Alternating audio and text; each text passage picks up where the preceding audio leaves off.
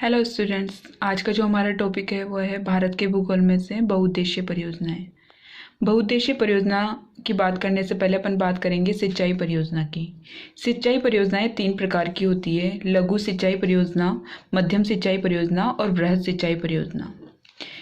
लघु सिंचाई परियोजना के अंतर्गत जैसे 2000 हेक्टेयर भूमि तक के क्षेत्र 2000 हेक्टेयर भूमि से कम तक के क्षेत्र की सिंचाई होती है। उसके बाद मध्यम सिंचाई में 2000 से 10,000 हेक्टेयर तक के क्षेत्र की सिंचाई होती है और बृहद में 10,000 हेक्टेयर से अधिक के क्षेत्रों की सिंचाई होती है। लघु सिंचाई परियोजना के अंतर्गत जो जितनी भी सिंचाई की आवश्यकता होती है उसका 62% भाग लघु सिंचाई परियोजना के अंतर्गत पूरा किया जाता है, जबकि मध्यम और बृहद द्वारा 38% भाग कंप्लीट किया जाता है। भारत के टॉप 5 राज्य हैं सर्वाधिक सिंचित क्षेत्रफल रखने वाले, वो है यूपी, राजस्थान, पंजाब, मध्य प्रदेश, आंध्र प्रदेश। ये 5 राज्य हैं। ये अकॉर्डिंग टू ये 2013 और 14 के आंकड़ों के अनुसार है। सर्वाधिक सिंचाई भारत में जो सर्वाधिक सिंचाई है वो किस किस के द्वारा होता है, जैसे 57% पार्ट तो कुएं और नलकूपों से। यानी अगर कोई पूछे कि सर्वाधिक सिंचाई किससे की जाती है हमारे यहाँ पर, तो कुएं व नलकूपों से। और 32% नहरों द्वारा और 6% तालाबों द्वारा सिंचाई की जाती है। अब बात करते हैं बहुउद्देशीय परियोजना की। बहुउद्देशीय परियोजनाओं को जवाहरलाल नेहरू ने आधुनिक भारत का मंदिर कहा है। बहुउद्देशीय परियोजनाओं को जवाहरलाल नेहरू ने आधुनिक भारत का मंदिर कहा है। आधुनिक भारत का मंदिर कहा है, साथ ही तीर्थ स्थान भी कहा है। बहुउद्देशीय परियोजना, जैसे नाम से ही पता चल रहा है कि बहुउद्देशीय परियोजना क्या होगी, जिसके बहुत सारे उद्देश्य होंगे। यानी पर्टिकुलर एक उद्देश्य के लिए काम नहीं कर रहा, वो बहुत सारे उद्देश्यों को लेकर काम कर रहा है। जैसे बाढ़ नियंत्रण, पेयजल आपूर्ति, जल विद्युत उत्पादन, नहरी परिवहन, पर्यटन, मत्स्य पालन और भी कई उद्देश्यों को लेकर ये इन परियोजनाओं को बनाया जाता है। अब बात करते हैं भारत की सबसे पहली परियोजना की, तो वो है दामोदर घाटी परियोजना। दामोदर घाटी परियोजना भारत की आज़ादी के बाद की भारत की सबसे पहली परियोजना है, जो पंजाब और झारखंड में फैली दामोदर नदी पर है। ये परियोजना यूएसए का जो मॉडल था टेंसी नदी घाटी परियोजना 1933 में जो मॉडल आया था उस पर आधारित है। कई बार क्वेश्चन कंपटीशन एग्जाम में ये क्वेश्चन आता है कि जो दामोदर घाटी परियोजना है वो किस परियोजना पर आधारित है, वो है टेंसी नदी घाटी परियोजना पर आधारित है। इसके उद्देश्य हैं विद्युत उत्पादन, बाढ़ नियंत्रण व सिंचाई। ये तीन मुख्य उद्देश्य हैं इसके। आओ इसको डायग्राम के माध्यम से समझते हैं। पहली बात, छोटा नागपुर के पठार के पलामू जिले से दामोदर नदी निकलती है। दामोदर नदी निकलती है और आगे जाकर बोकारो नदी इसमें मिलती है। बोकारो नदी पर एक विद्युत संयंत्र भी बना हुआ है, बोकारो विद्युत संयंत्र। आगे चलते हैं तो आगे कोनार नदी पर एक बांध बना हुआ है, कोनार बांध। फिर आगे पंचेत पहाड़ियाँ आ जाती है। फिर आगे चलते हैं तो आगे जाने के बाद पंचेत पहाड़ी आ जाती है। फिर आगे जाने के बाद यहाँ पर बराकर नदी पर आकर यहाँ पर तिलैया बांध है। तिलैया बांध के आगे यहाँ पर बाल पहाड़ी है। और फिर उसके बाद जो नदी के बराकर जो नदी है वो दामोदर घाटी के संगम से कुछ दूर पहले उसके ऊपर एक बांध का निर्माण किया जाता है, जिसका नाम है मेथान बांध।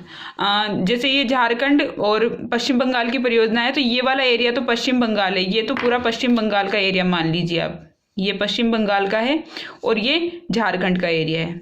इसमें कोडरमा, धनबाद जिले और हजारीबाग जिला, जैसे हजारीबाग जिला, धनबाद जिला, कोडरमा जिला, ये सारे हैं। आगे जाकर इस पर दुर्गापुर बैराज बांध का निर्माण किया जाता है। तो हमने पढ़ा कि जो तिलैया, कोनार, मेथान और पंचेत बांध है तथा दुर्गापुर में एक अवरोधक बांध इसी परियोजना के अंतर्गत है। ये अवरोधक बांध है। उसके बाद देश के कुल कोयला निक्षेप का 60% भाग दामोदर घाटी परियोजना के क्षेत्र में ही आता है। इसके रामगढ़, कर्णपुरा, बोकारो, झरिया, रानीगंज इसके प्रमुख कोयला क्षेत्र है। यानी यहाँ पर मुख्य रूप से कोयला मिलता है।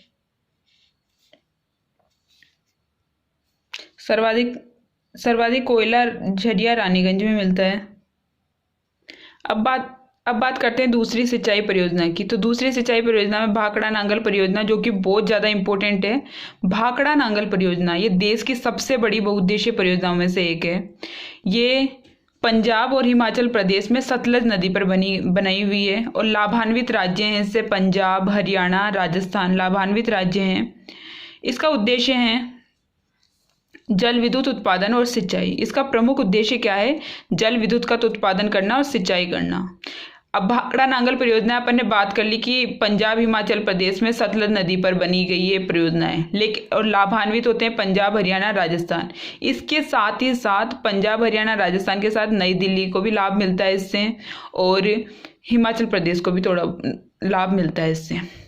देखो इसको भी अपन डायग्राम के थ्रू समझते हैं। तो यहाँ से देखो ये तिब्बत का पठार है और तिब्बत के पठार से राक्षस ताल झील है, यहाँ से सतलज नदी निकलती है। सतलज नदी हिमाचल प्रदेश में प्रवेश करती है।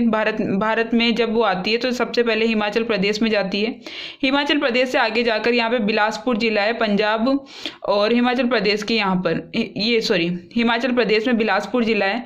उस बिलासपुर जिले के वहाँ पर एक बांध बनाया गया है जिसे बोलते हैं भाखड़ा बांध, और भाखड़ा बांध विश्व का सबसे ऊंचा गुरुत्वीय बांध है। और भाखड़ा बांध के बाद कुछ दूर जाने के बाद नांगल बांध है। नांगल बांध जो कि भाखड़ा बांध से केवल 13 किलोमीटर ही दूर है। अब उसके बाद बात करते हैं, भाखड़ा बांध विश्व का सबसे ऊंचा गुरुत्वीय बांध है और इसकी ऊंचाई कितनी है? 226 मीटर। अगर एग्जैक्टली देखी जाए तो 225.55 मीटर इसकी ऊंचाई है। नांगल बांध से आगे चलते हैं, यहाँ पर एक रोपड़ क्षेत्र आ जाता है। रोपड़ और लुधियाना होते हुए सतलज नदी वापस पाकिस्तान की तरफ चली जाती है। तो इस तरीके से बांध है। और ये भारत का सबसे ऊंचे बांध की अगर अपन बात करते हैं तो वह है टिहरी बांध। उसके बाद दूसरा ऊंचा बांध यही है, भाखड़ा नांगल बांध। टिहरी बांध की ऊंचाई है 261 मीटर टिहरी बांध। और भाखड़ा नांगल बांध की बात करते हैं यहीं पे, ये विश्व का सबसे ऊंचा गुरुत्वीय बांध है। एशिया का दूसरा सबसे बड़ा बांध है। इसका जलग्रहण क्षेत्र गोविंद सागर झील की बात करते हैं तो भाखड़ा बांध के जस्ट पीछे ही है गोविंद सागर झील है, और सबसे ज्यादा जलग्रहण यहीं पर होता है इसका। और इस बांध की नींव 1948 में पड़ी थी, और 1948 में पड़ी थी। इस परियोजना में देरी हो जाने के बाद इसकी पुनः जो नींव डाली गई थी वो 17 नवंबर 1955 में जवाहरलाल नेहरू ने रखी थी। उसके बाद ये परियोजना बनकर रेडी हुई थी 1963 में ये रेडी हुई थी बनकर। अब नेक्स्ट परियोजना है हमारी, इंपॉर्टेंट है ये भी, इंदिरा गांधी नहर परियोजना। ये विश्व की विशालतम सिंचाई परियोजनाओं में से एक मानी जाती है। इंदिरा गांधी नहर परियोजना, इसका उद्घाटन 30 मार्च 1958 गोविंद वल्लभ पंत जो उस टाइम के गृह मंत्री थे उन्होंने इसका उद्घाटन किया था। और इस इंदिरा गांधी नहर परियोजना का जनक तो कंवर सेन को माना जाता है। यहाँ इस परियोजना का जो इंजीनियर था कंवर सेन, इसका जनक माना जाता है। और इसके उद्देश्य क्या थे, मुख्य रूप से उद्देश्य क्या थे इसके? तो ये जो रेगिस्तानी एरिया दिख रहा है राजस्थान का, इस एरिया को हरा भरा करना इसका मुख्य उद्देश्य था। तो नए क्षेत्रों को सिंचित करके कृषि योग्य बनाना, राजस्थान के शुष्क व अर्ध शुष्क क्षेत्र को सिंचाई सुविधाएं देना। अब इस परियोजना में क्या हुआ कि जो रावी और व्यास नदी है अपना जल सतलज में लेके आई। तो अपन इसको इस तरीके से इस डायग्राम के थ्रू समझते हैं कि ये जो सतलज नदी है और ये व्यास नदी है, इन दोनों के संगम पर एक बांध बना हुआ है जिसका नाम है हरि के बैराज बांध। हरि के बैराज बांध से एक फीडर नहर निकाली गई है, राजस्थान फीडर जिसका नाम है, जो कि 204 किलोमीटर लंबी है। ये फीडर नहर राजस्थान के हनुमानगढ़ जिले के मसीता वाली क्षेत्र से निकलती है, फिर आगे जाती है गंगानगर, बीकानेर, जैसलमेर तक बहती है। और इसका जो लास्ट बिंदु होता है वो होता है गडरा रोड, बाड़मेर। ठीक है, समझ में आया? सतलज और व्यास नदियों के संगम पर एक बांध बना हरि के बैराज, यहाँ से एक नहर निकाली गई जिसका नाम राजस्थान फीडर नहर है, जो कि पंजाब हरियाणा से भी निकली हुई है, राजस्थान फीडर नहर है। फिर आगे जाकर ये राजस्थान में हनुमानगढ़ जिले से प्रवेश करती है। हनुमानगढ़ जिले के बाद ये गंगानगर, बीकानेर, जैसलमेर और फिर वहाँ से बाड़मेर जाती है। इसकी जो टोटल लंबाई है वो 649 किलोमीटर है। अब बात करते हैं कि इस नहर पर कितनी लिफ्ट नहरें बनाई है या कुछ। इसके प्रथम चरण में ये नहर कंप्लीट हुई थी। अब इसके बाद ये बात करते हैं कि ये जो पूरी नहर है, इसकी मुख्य नहर की लंबाई तो 445 किलोमीटर लंबी है और ये यहाँ से लेकर यहाँ तक मोहनगढ़ तक जाती है। फिर मोहनगढ़ के बाद इसका अंतिम छोर आता है गडरा रोड, बाड़मेर के अंदर। राजस्थान के उत्तर पश्चिम का ढाल है। राजस्थान में ये उत्तर पश्चिम का ढाल और दक्षिण पूर्व से उत्तर पश्चिम की ओर इस परियोजना को मतलब इस नहर को फैलाया गया है। इसमें 7 लिफ्ट नहरें जो मुख्य नहर के बाईं तरफ है, सारी बाईं तरफ है, और 9 शाखाएं हैं जिसमें से 8 शाखाएं तो दाईं तरफ है। जितनी भी नहरें हैं वो तो सारी इधर की साइड है, और जो जिसमें से ये 9 शाखाएं हैं उनमें से 8 शाखाएं तो दाईं ओर बाईं ओर है, दाईं ओर है। 8 शाखाएं तो दाईं ओर है और एक शाखा है जो कि बहुत इंपॉर्टेंट है, कंपटीशन लेवल का क्वेश्चन है ये। तो एक शाखा जो है वो बाईं ओर है, रावतसर की शाखा। ये फर्स्ट हमारी जो दिख रही है केवल एक शाखा। तो ये कभी कभी क्वेश्चन आ जाता है एग्जाम में। उसके बाद 7 लिफ्ट नहरें हैं और एक नहर अभी बनाई जा रही है, यानी 8 नहरें हो जाएगी इसमें।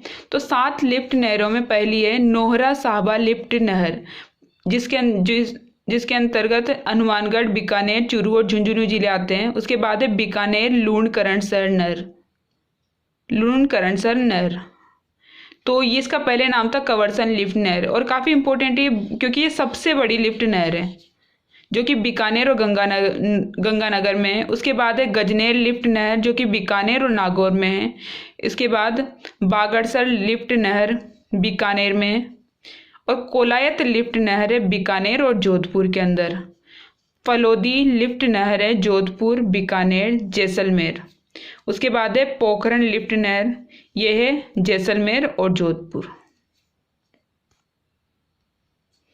इंदिरा गांधी नहर से कुल 14.5 लाख हेक्टेयर भूमि पर सिंचाई की जाती है इस नहर से। और इस नहर को पश्चिमी राजस्थान की मरुगंगा भी कहा जाता है क्योंकि एक तरीके से इसने इस जगह पर, पूरे जगह पर हरियाली ला दी है। इस सूने पड़े जगह को भी इन्होंने ग्रीनरी ला दी है, यहाँ पर हरियाली ला दी है।